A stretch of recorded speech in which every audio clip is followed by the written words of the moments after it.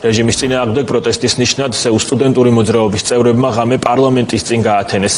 ახალგაზრდები უნივერსიტეტის 304 აუდიტორიიდან გამოვიდნენ, სადაც 62 დღე გაატარეს და 24 საათიანი პროტესტი საკანონმდებლო ორგანოს წინ დაიწყეს.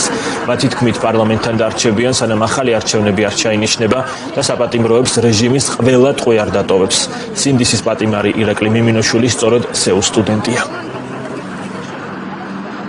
დავიწყეთ ახალი საპროტესტო ტალღა, რომელსაც არ და ვერ გააჩერებს ქართული ოცნება. გვექნება პროტესტი, რომელიც იქნება ძალიან ხმამაღალი.